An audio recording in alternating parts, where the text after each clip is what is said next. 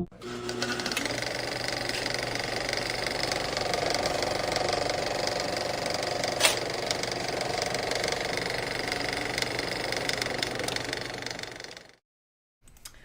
everybody, what's going on? It's Monday. I was like, that was enthusiastic, wasn't it? I didn't mean the way I said it. Yeah. I didn't even mean to do that. Yeah, that's the way it should sound, though. That's the way it should sound. Oh, I did it right this time? You did it right, yeah. It should be upbeat. There you go. Yeah! That's why sometimes you say some shit, I just laugh, and I go, what kind of intro is that, man? It's fucking funny. All downbeat. Oh, here we go. We're here. Well, you know. Yeah, no. Upbeat, man. I liked that one. You like that? Yeah, look at this. She's fucking... She can't control herself. I got Night Panther on. It's some funny shit. Yeah. I go down to the dollar store. I says, I'm going to get some of that Irish Spring. I need some fucking soap. And I get there, and right above there was some of that Old Spice. I'm plugging Old Spice now. Yeah. And I see they had all this shower soap. One of them was called Bear or something or other, you know what I mean? Then I was like, okay, it's gay, all right. And then fucking Night Panther. And I says, man, that's like something fucking Toby would buy. That's my leather daddy friend, you know? So I buy the shit and put it on. And sure enough, it smells just like him. It does, yeah. Yeah, he's wearing that Night Panther. Isn't that funny? It smells good. He though. came in and he told me that he's like, I bought this Old Spice and it's called Night Panther. And Yeah, I'm she like, started are you laughing. fucking kidding me? Night That is Panther. awesome. Yeah. I said, so Tom's a Night Panther now. Dripping with Rare. testosterone. I know, right? Yeah. It smells good, though. It smells good. I like it. It does, actually. Yeah. But anyway, this flick here, I suggested this one. You did, yeah. Jenny's never seen it. You had seen it before, I but had a long seen it time when I ago. was a little kid. Yeah. It was on television. It scared me. I don't It remember how old was I a little was. freaky. I might have been about 7 or 8 or something when I saw it. And I don't think I saw the whole thing. I saw the scene where where the giants kill the woman and take the baby. Yeah, that's like at the very beginning. Yeah, and I remember the scene where they strapped the fucking little dinosaurs onto the dudes and they had to fight each other with the combat animals on. That was crazy. Yeah, it's crazy shit. This is a French animated science fiction movie that's not for kids. It's weird, but it's very imaginative. It is. This is one of the most, if not the most imaginative animated film that I've ever seen. There's some crazy shit in here. It's happening on another planet. Yeah. They tell the name of it. I can't remember it. Egam. Or Egam. Yeah. Or I can't remember how they pronounce it. It's all in French. It's got subtitles. There's a dubbed version too, but I can't stand watching dubbed shit. Yeah, even though it's, you know. Although animated, it's not quite animated, as won't bad. matter. But right. And it's happening on an alien planet. It has all kinds of fucking weird monsters and shit on it. It's drawn psychedelic as hell. You know, it's like it's real high, like you're high when you're watching it. And the aliens are probably, I don't know, maybe about 6-7 stories tall compared to a human. Yeah, they're And gigantic. they look like bluish kind of creature from the Black Lagoon looking things, and they can speak, and they have weird technology that we don't have, and weird spirituality, and they keep humans as pets. They have a multi-planetary empire, and you find out that they found humans on a destroyed planet, and they took them with them as pets, and some of them got out and became wild. They were feral, living out in their wilderness, which is it's a bizarre place. So that's kind of how the story starts. There are pet humans and wild humans, and you know, they're little bitty. They're like this big. They're the size of an Comparatively. action figure compared to them. And I don't know. I guess I'll leave it at that. Jen can go into it more probably. There's just a bunch of weird shit happens. One of the pet humans ends up getting an education by picking up lessons from his owner, this little girl who owned him. Well, she's huge though, and he was picking up her lessons that she was getting telepathically implanted into her mind through this damn headband. And when he ran, he took the headband with him, and he let everybody else get lessons from it.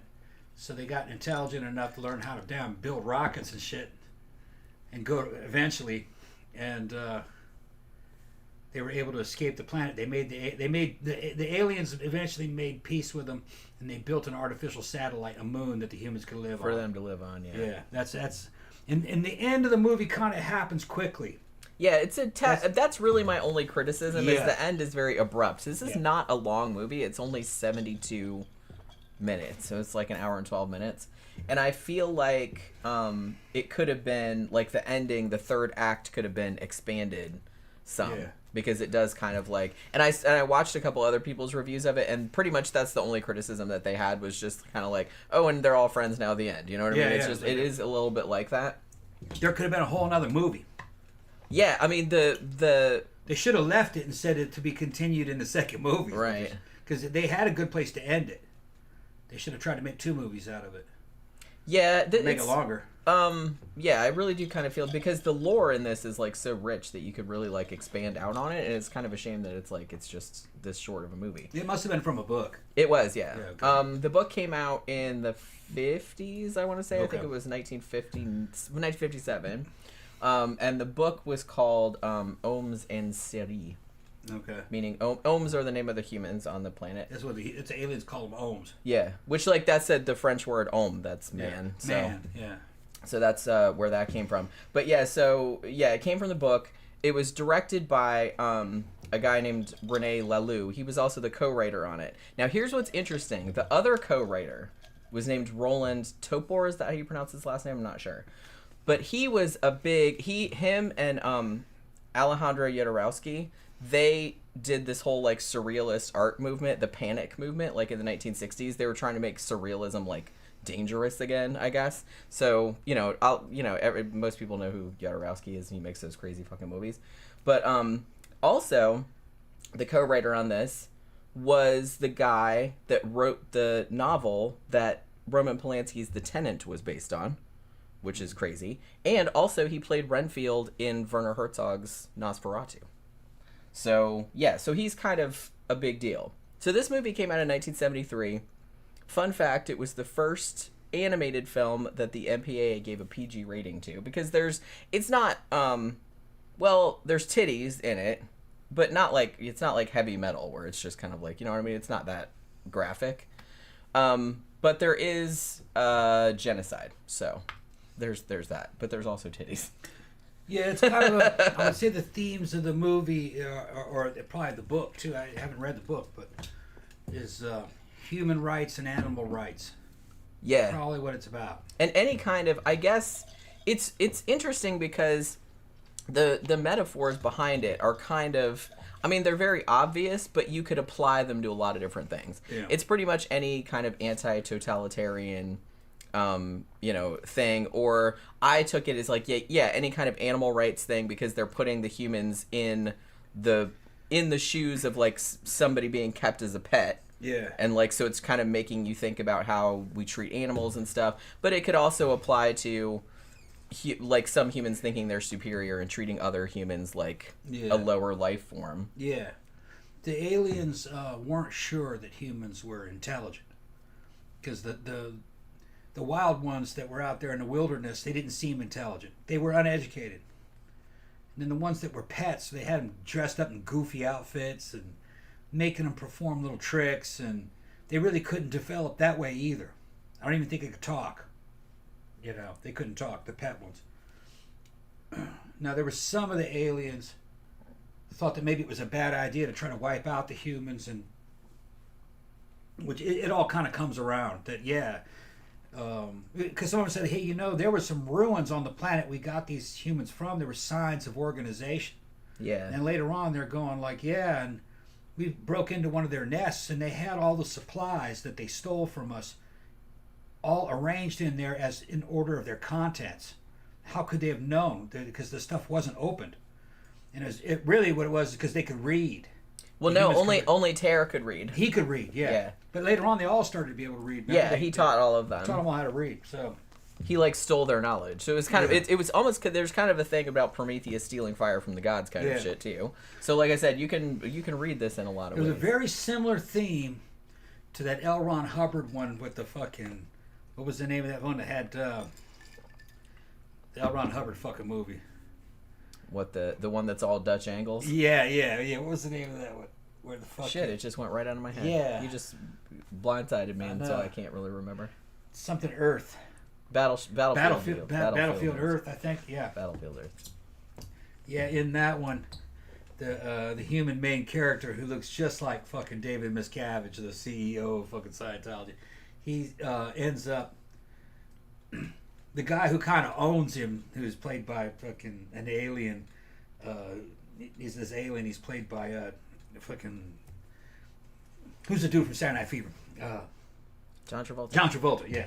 John Travolta's dressed up in his fucking goofy outfit, and he sticks him in this knowledge chair, and these rays go into his lights. These rays rays of light go into his eyes, and they educate him. And over time, he learns to speak the language of the aliens.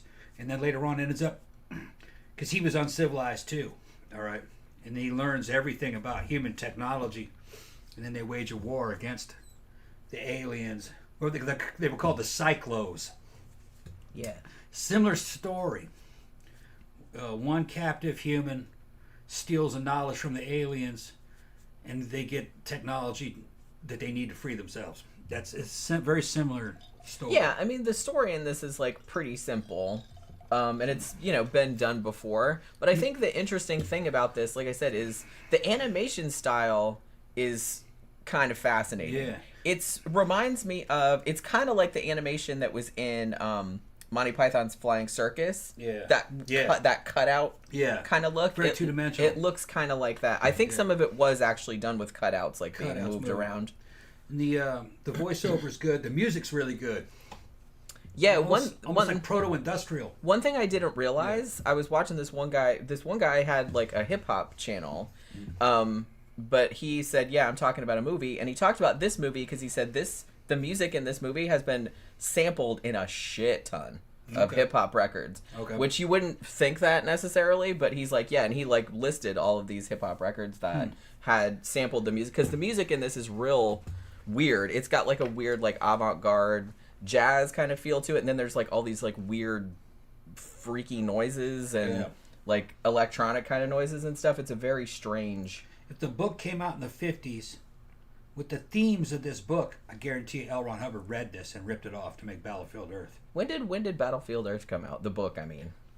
60s, I think. Oh, did it? Okay. I think. So maybe he did rip it off. I'm sure he ripped this off. Because I was watching that, and that's the same out of Battlefield Earth. Yeah. And it would not surprise me. L. Ron Hubbard he'd rip shit off. He'd rip shit off. He wasn't that good of a writer. Yeah. But he had I think he got the idea from this. It's possible, sure. Like I said, the movie didn't come out until 73, but the book came out in 57. Yeah, well, he loved 50s sci-fi. He was reading it. And, well, the book, though, was in French, so I'm not really sure if there was an English translation. Sure, maybe I'm sure there was. If it was famous enough to have a movie made about it. Planet of the Apes was in French. That's true. And I read the English version of Planet of the Apes. Long time which ago. Which is nothing like the movies. Nothing. No, it's completely different. Yeah, it was still pretty good though. Yeah, it's good, but it's not anything like the movie. But the movie's good too. They just did something different with it. But so I don't really know like how similar this is to the book. But yeah, I don't think we said, but like the big alien people, they're called drogs or trogs. Trogs, yeah. I think because we watched it, like I said, in French with English subtitles, and I think they spelled it with a D. Yeah. But I think I've seen it spelled with a T also. Okay. But yeah, so there's these big... They seem to have... So they live on this planet, which I assume is their home planet. And they don't... They're very, like, high-minded and philosophical, and they're real into, like, meditation and stuff. Like, they go... Like, there's this one great scene, and I think that it's even been gifted a bunch of times, is where the four of them... There's four of them, and they're, like, sitting next to each other. And then they start doing their meditation thing, and then their bodies start like all melding together and stuff, and it's like all psychedelic and shit. So, yeah, so it's a little bit freaky. And so they have a thing where they, I guess literally or metaphorically, like when they meditate, they go into these balls. You know what I mean? Yeah. And then the balls start like floating around, and then you don't find out until later like where the balls are actually going. Yeah, you find out the Trogs had one deadly weakness that they were able to exploit. Motherfuckers had cyber sex. Yeah. They were getting into these damn spirit balls and landing on these big statues, headless statues of humans. I don't know why humans. and having sex with each other. The aliens are having sex with other people, with other aliens on other planets. Yeah. So that was a good time to attack them when they were having sex. Yeah. Virtual sex. It was some wild fuck. It was some wild shit. Like I said, this is very imaginative. Very imaginative. And the thing about it, it's not even just that stuff, but it's just when they're just like walking around the planet, just like all the crazy like creatures and it seems like there's a lot of like animal plant crossover. It seems like there's kind of like plants on the horizon or whatever, but then it turns out they're like alive. And like so there's just like the weird fucking shit that happens. But the thing about it is that so in English it's called Fantastic Planet. I'm not really sure why, because in French it's actually called Le Planète Sauvage, which actually means the wild planet. Yeah. So I don't know why they wouldn't call it that.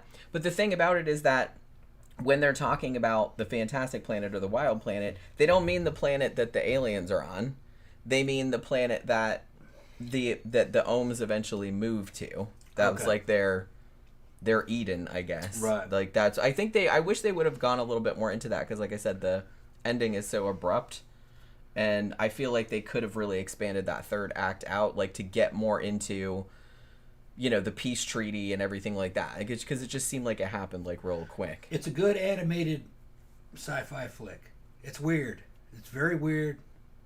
Very original, the stuff that it comes up with.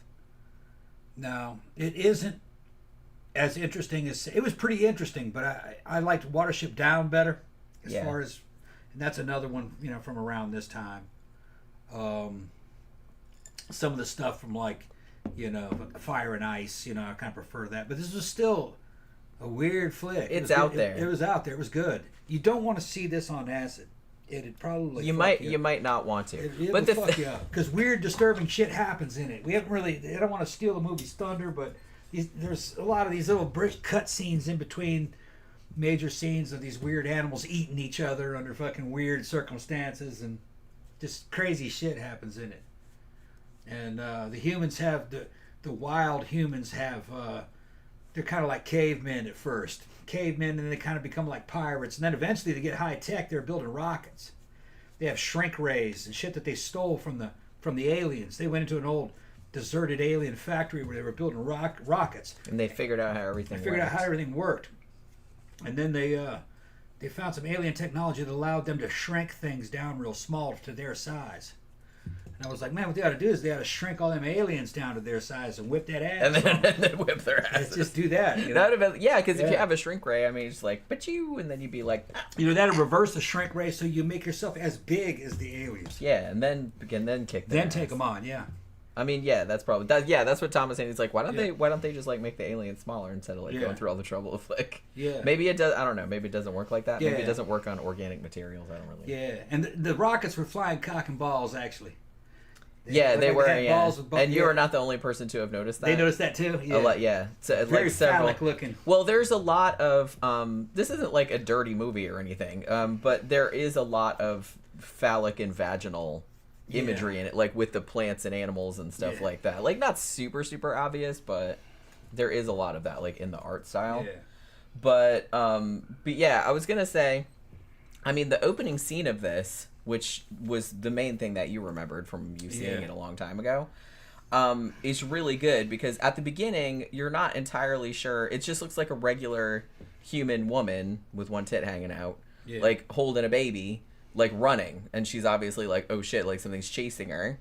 So she's just like running through what appears to be a sort of normal looking forest, but then she starts running up this hill, and this gigantic blue hand like comes down and like pushes her like down the mountain, and she keeps trying to get up and get around it, and then like keeps flicking her down the thing, and then finally she kind of like, you know, the baby kind of falls out of her hand, and then one of the hands like picks her up and drops her, and she dies because it's like a long way. And then they pull back, and you found out that it's these drogs. They're kids. They're like they're drog children, and they're just playing, like kids would play with bugs. Yep. You know what I mean? It's like, oh, she's not moving anymore. We can't play with her. Mm-hmm. You know what I mean? And they're just like, oh, I'm just gonna take this tiny little baby. Yeah. And it's like one of them. The girl that takes him is named Tiva, I think her name was. Yeah, she wasn't with that group though. Remember? Yeah, They walked off, leaving the baby there and the dead mama. Yeah.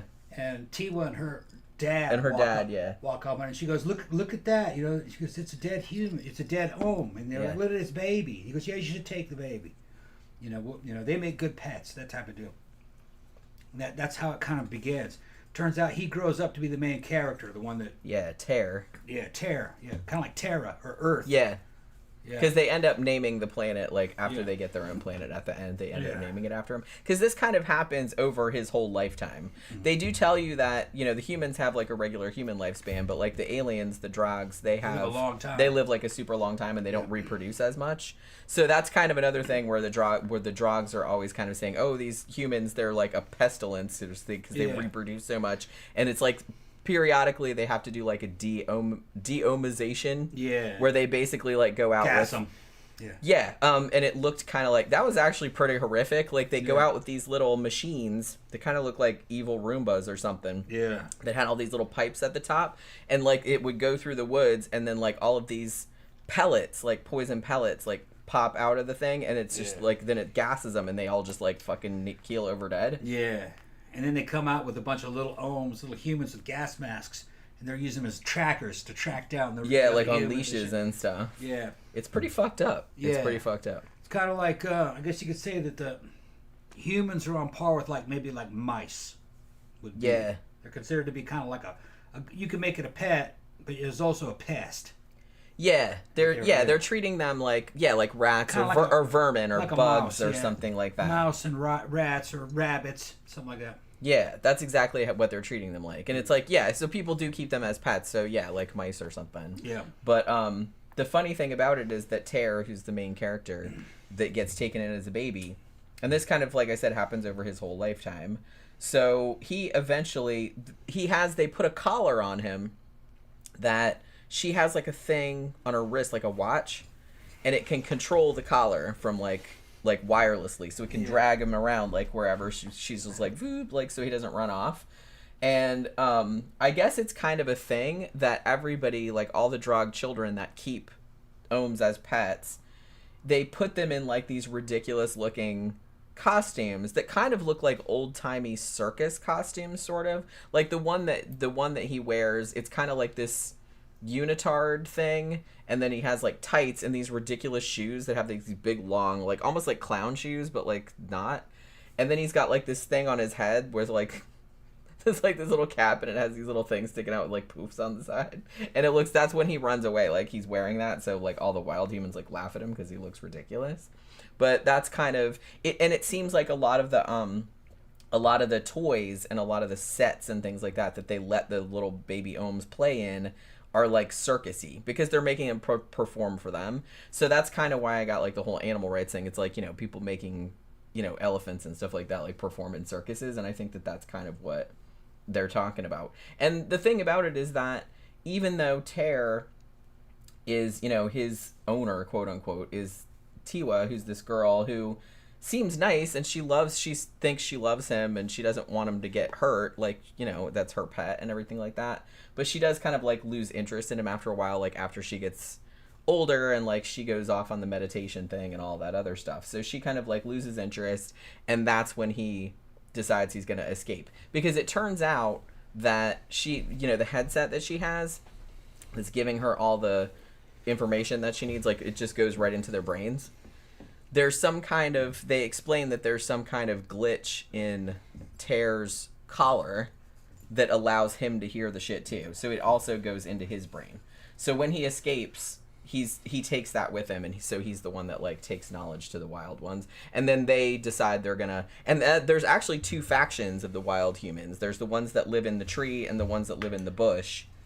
And then so when Terror first gets there, they don't really believe that he knows how to speak the Drog language and all this other kind of stuff. So there's like a lot of distrust there. And then isn't there a weird thing too where like the ohms, don't they go up this hill and like take something from the wizard or whatever, and then they start to glow? Yeah. And then they all go off and fuck? Yeah. 2 by 2. They never really did explain They never explained what was going on there. Yeah. I mean, I'm pretty sure that that's what's going on, but... No, that's what they were doing. But I don't understand the glowing part. It was something he was throwing down on them. Yeah, I was like, why glowing? I don't know, all the women took their clothes off, and then they got up on this. Yeah, the dudes didn't though. And they sprinkled. They threw something on them from above, or dripped something on them. They started glowing, and then they ran out in the woods, and all the dudes chased them. Then they paired up. Yeah, and like ran off, and they didn't show them fucking or anything like that. But it's just. No, that's what was going on. That's what was going on. That's how they were reproducing. Reproducing. I guess it was, I don't know, Viagra. That's kind of what Viagra or something. That's what we said when we were watching. It's like, oh, he's giving them all Viagra because they all got it. But I was like, how come only the women had to get naked? The dudes didn't get naked. To visually stimulate them. bring that shit on. They didn't seem to have families. No. They just got pregnant. They didn't really seem to. Yeah. Because they were like humans, obviously, but they weren't. No, they were feral. Yeah, they weren't like they didn't have like recognizable kind of human societies. Really, like they were too primitive. Yeah, so it was that kind of whole thing. But yeah, so he brought the thing there and kind of taught him, and eventually, like over years and years, they learned how to use all the drug technology and found all this abandoned stuff, and were able to get their own planet. Like I said, the only thing that I would have liked better. I would have liked this to be longer. Like I said, it's only 72 minutes. Yeah. So I feel like they should have gone to 90 minutes and fleshed out the third act. Yeah. Because it's very abrupt. It's almost like they ran out of money. They couldn't complete it. Yeah, somebody, like another reviewer I said it's kind of seemed like that too. Yeah. But, I don't know if that's the case. It should have been about 90 minutes, and they would have cleared up how the piece was made and the construction of the damn artificial planet that the aliens put them on. Basically, the aliens gave them reparations. Yeah. But one of them in the council was like, I think, when they said we need to exterminate all the Ohms, or all the humans, and one of them on the council says, I don't know, I don't think this is going to end up being a good idea. Because they were starting to suspect that maybe the humans were intelligent. Right. They had killed an alien. Yeah. Humans, they mob attack. They all like banded together. Him. Yeah, and they had some lines with hooks, treble hooks, and they hooked onto him, pulled him down, and killed him. And it looked like they were eating him too. They would. The other one ran like a coward, ran like a bitch. Yeah, I was didn't like, even fucking try to save the dude. Yeah, we cracked up at that. We were just like, yeah, good luck with that, bye. Yeah, and he like runs away. They deserved it though. They were stomping on people. They saw. They squished a bunch of the humans. Kill the whole infestation. They start fucking. And they squish. Yeah, like they were bugs. Yeah. Like they were bugs. Yeah, and all the human males ran up. Okay, bitches. And they fucking because they had been killing these animals. You step on my friend. They killed this animal. It was kind of like a dragon. It had big bat wings on it. And and it had an anteater tongue. It was killing them in their hives, sucking up all the people. They ended up killing it. Now compared to an alien, it was only maybe like the size of a pelican. Right. But to a human, it was huge, like a dragon. Yeah. So that kind of like got them, because they all worked together. Yeah. And like brought down this big, huge, flying creature. So they were like, oh well, I guess we can. You know what I mean? This, if we work together, we can like fight against it, because they were like super tiny. And when they found a rocket factory, I thought they were going to make rockets as weapons, but they didn't. They made them as to get the travel. fuck off the. They were getting the fuck out of there. They went further away on that planet, and they must have been able to communicate with them somehow. Yeah. They didn't really detail that. Yeah, that's what I'm saying. There's a lot more that needed to be. Like, yeah. Somehow they were able to contact the aliens that lived on that planet and negotiate a peace with them. Yeah. Because the thing about it was that the implication that I got from some of the stuff that they said, because they had, the Drogs had their, council or whatever, where they were all like have meetings and they would argue about what they were going to do about the Ohm infestation and all of that kind of stuff. And I thought the impression that I got was that they were in the habit of going to other planets and like collecting other species and bringing them back to their planet for slaves or whatever, for whatever reason. So the planet they were on, that wasn't, they at some point in the past they had gone to Earth and taken the remaining humans and brought them back to Egom. They had pictures of Earth. Yeah. And it was post-apocalyptic. Yeah. Just destroyed cities and shit. Just remains of buildings here and there. And they weren't sure what made them. They didn't think humans made them. Yeah, because they thought humans were dummies. Yeah. Because that's all they knew of, because they were like super tiny and they were feral, and like I said, they just kind of kept them as pets and put them in like little ridiculous circus outfits. They must have been Stone Age when the aliens found them. Yeah, maybe so. Maybe it had like reverted. Yeah. Because they don't really. I mean, maybe the book says, but I don't think they even like say what year this is supposed to be, or. Well, that lines up with Battlefield Earth. Yeah. Kinda. When you first meet the humans in that story, they're already basically savages. But I think, if I remember correctly, in that story, the Cyclos destroyed human civilization in a couple of days, and then they reverted to being savages. Then they used them as slave labor. Yeah. So not quite the same idea, but when the humans free themselves from the Cyclos, they're on Earth, and they're going to bombed out, destroyed places, and getting old jets, bringing them back, rebuilding them and stuff. Even though I think had been centuries, none of that shit would still be usable. But it's a movie, Yeah, I don't really want it. A jet can't sit there for 200 years. It'll just fall apart. Yeah, and that's, I guess you could say the same with this, but because I don't know how long it had been there either, but this is alien technology, so yeah. I'm not too worried about it. You know what I mean? Yeah. Danny says, any known famous people in this flick? No. There's no people in this flick. There's no people in this flick. It's animated. It's animated, yeah. And I don't know if any famous French people did the original voiceovers, so it's possible. A lot of it's narrated.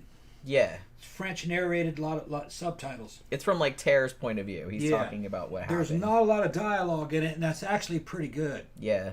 It's very visual. It's showing you. Yeah. What it's about. Pretty cool. It is dated, all right, but it has a lot of innovative ideas. It was kind of, especially I didn't realize that the story had been written in the 50s. Yeah. For the 50s, it's pretty well fleshed out. I'd probably put it on par with almost approaching Dune. Yeah. There's a lot of details. They have names for things. And the Drags, they talked about they had a religion. They were real spiritual. And they weren't able to meditate until they reached a certain age. And they had to go. That's why, the girl that owned the little main character, one day she got old enough to basically to pray. They sent her to some place. It's just kind of a weird. And then they were showing technology. I don't understand what it did. It looked like three guys sitting on a chair and they blended together somehow. Yeah. Into one, and then I think they got rejuvenated. But it didn't explain it. Yeah, they didn't really explain like what they were doing with all this meditation. Yeah. Maybe it was its own reward. Yeah. But that was like definitely part of their culture, big time. Yeah. It's like it really didn't seem like they had any kind of industry or anything like that. I think they did on other planets, at least according to what they were saying in the meetings and stuff. But I think that they, like I said, I think they went around to other planets and got other species to like work as slave labor, essentially. Yeah. That was the impression that I got. They had little tools that could make things. Yeah. They didn't need factories. Kind of like Star Trek replicators. Yeah, it was like that. Yeah. So basically all they did, like their most important thing was like sitting around meditating and being like all psychedelic and shit. There's one scene where they strip him naked, and the girls strip him naked to give him some clothes, because the clothes he had on were pet clothes. They were ridiculous. It's like something a little girl would dress on a fucking poodle or something. They strip him naked, and they're like oogling him and fucking giggling and shit, and these 4 or 5 of these things that look kind of like snails went up on him and started spinning clothes right on him. It was kind of a cool idea. Yeah. The animals made him some clothes. Yeah, they were like these little kind of ball-shaped creatures, and they had like all this kind of like red foam coming out their mouth, like they were like silk was flying out of them. Yeah, so it's like they're kind of like silkworms, I guess. But and then once he had some clothes, them 5 girls fucking grabbed him and ran off with him and jumped on his dick. I mean, we're assuming. That's what it looked like. They were like, they were like, they liked the new guy. They wanted to go try him out. He's the new guy. Go try the new guy out. Yeah, that's exactly what that was. Yeah. Danny said, "How did Tom come across this film?" I saw it on television when I was a kid. Yeah, this is a fairly, I don't know if I'd say famous, but in experimental animation in certain like film circles, it has a Criterion collection version and everything like that. So I kind of feel like people that know a lot about adult animation like have heard of it. It's fairly famous. But Tom had seen it. in California on television. Yeah, I had heard of it. I had just Yeah. never got around. And, like, I kept seeing it. I think I kept seeing it pop up on HBO Max or whatever. And it's just kind of like, man, I really wanted to see that because I've been hearing about it. And you had seen it before and you thought it was pretty cool. It was probably about 75, 76. In California, they played it on television. And it kind of disturbed me because I couldn't understand it. Yeah, It's not really for kids. It's not. No. It's not. I mean, I don't think well, I was going to say there's nothing in it that's super traumatic. Like, it's not quite as... It wouldn't have upset me, I don't think, as much as, like, Watership Down did, like, with all the fighting and blood and everything like that. I love that one. I did too. I saw that in the theater. But I'm just saying that this one, a little kid could watch... I don't know. Like, a little kid just might think it was cool because of, like, all the visuals and stuff. But there is some upsetting stuff in it, like genocide and stuff like that. But it's not... I don't know. I don't know if I'd let a kid watch it, but maybe they wouldn't understand what was going on.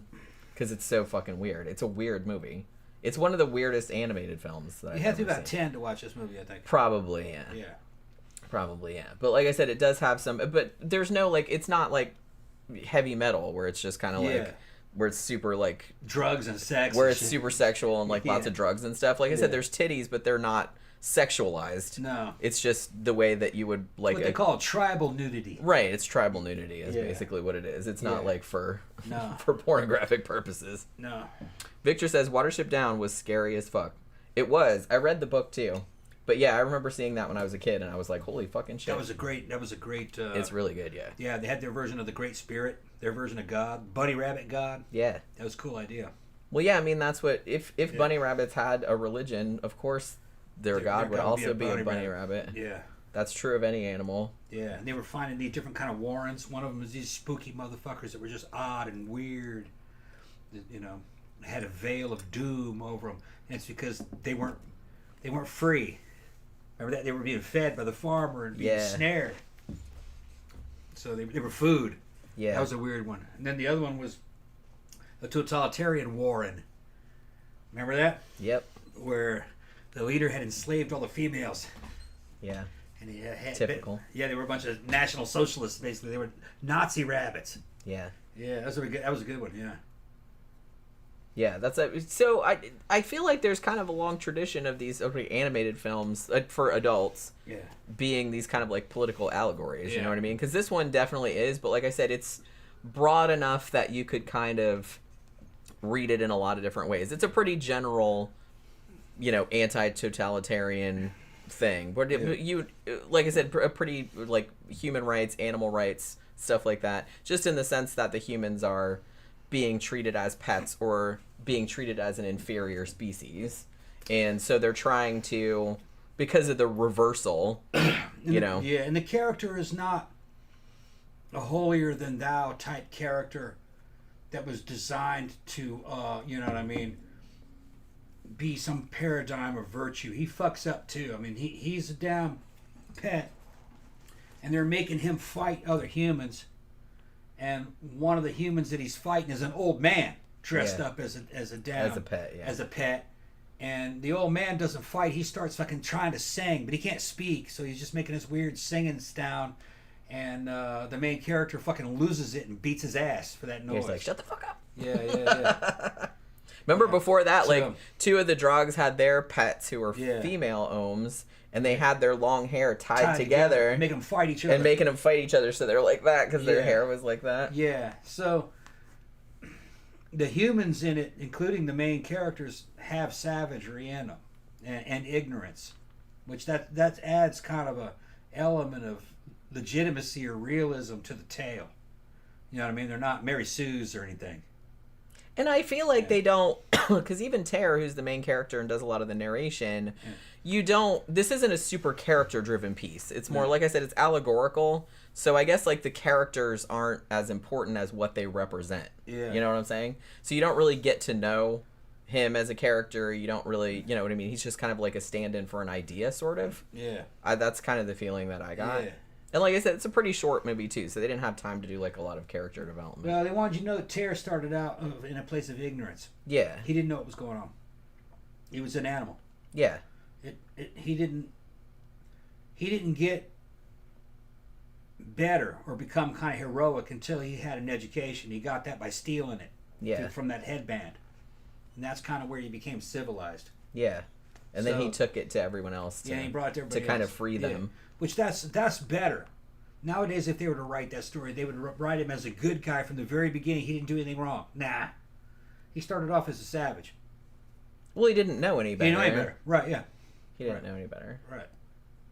Which, that's kind of, because he was picked up, his mom died when he was a baby, and then Yeah. he was just raised by He drugs. didn't have any human contact. Right. Like, he didn't see humans until later. Mm.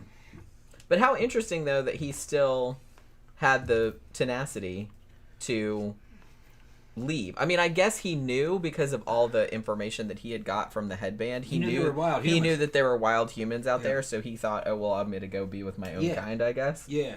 So, Well, his owner was losing interest in him because she was getting older. yeah. So he wasn't as interesting anymore. It only a matter of time before they flushed his ass down the toilet. Yeah, like the baby alligators. Like you do with baby alligators. Then they grow to giant size Yeah. in the sewers. Well, she's done with him. You know what I mean? It's Yeah, they were just you flesh just like you do the goldfish Yeah. or whatever, like that, which is horrible. yeah, and you would think like all the pets would be like young people. No, that some of them were old because we age at a much faster rate than the dregs did. Yeah. The dregs did. So, like some of the people they were having fights. Well, it was like an old He man, was like an old man. who couldn't even speak. He didn't have any education or anything. Yeah, but they just kept him as a pet, and he's like, hey, Yeah. we could fight other ones, like you know what I mean? Yeah, but he wasn't a fighter. He was like skinny. Yeah. He was just a skinny old man. They were just putting random pets together and trying to get him to fight Yeah, because there were kids doing it. Yeah, that's what I mean. It's just like the same way that kids would Mm-hmm. just thoughtlessly, Try to get turtles to fight. Right. Something like that. it's kind of the same mentality as like kids that like burn ants, with Yeah. the magnifying glass. Oh, yeah. Shit like that. They used to set them on fire. Yeah, Put my the brother gasoline did. on My it, brother set did the that whole too. mound. My brother did that. Try too. to wipe out the whole mound, put gasoline on it, and set them on fire. I never did that, Yeah. but my brother used to burn them with the magnifying glass though, Yeah. Used to try to burn up the ant mounds. which is kind of fucked up. I mean, I know they're just Nah, ants, you're but- gonna use them. You're gonna use poison anyway. True. But just They were in the backyard, yeah, yeah. You fall in there and they all Yeah. start stinging you. Yeah, You're gonna be red like- ants and shit. Yeah. All right. So, you ready to wrap it up? I guess. All right. So we're gonna go have something to eat, and Yep. and then, so Wednesday night's show is It's gonna be a good one. yeah. We're finally gonna talk about Jeffrey Epstein. Yeah. Because Tom's been wanting to do a show about that. You guys asked about it. Yeah. And like I said, it won in the poll last week, but Tom wasn't here, so I pushed it back to this week. So we're gonna do that. So I watched the Netflix docuseries about him, but they put up one about what's her face too. Ghislaine Maxwell. Ghislaine Maxwell. They put up one about her. So if we want to watch both of those, we can watch one tonight and one tomorrow night. Okay. and We'll see how that goes. But yeah, so that should be a fun show. It'll probably go on for hours and hours, I'm sure. There's a lot.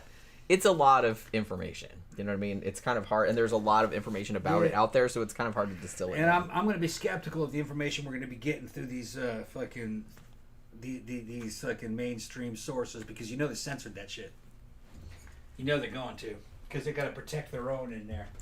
Yeah. It's just what they want us to know. Right, but yeah, so that'll be the show on Wednesday, and that should be a lot of fun. But yeah, so thanks for dropping by this evening. Like I said, this movie is, if you like animated films, like for adults and stuff like that, this came out in the 70s, and it's pretty fucking weird. One of the weirdest things I've ever seen, very trippy. I think we watched it on HBO Max. It might have been Amazon Prime, but I'm pretty sure it was HBO Max, but that's where I saw it. So maybe you can find it streaming elsewhere if you want to see it. But yeah, it's pretty good, and I recommend it. So we will see you guys again on Wednesday night. Thank you for dropping by. Remember to like and all of that kind of stuff, and we'll see you again on Wednesday.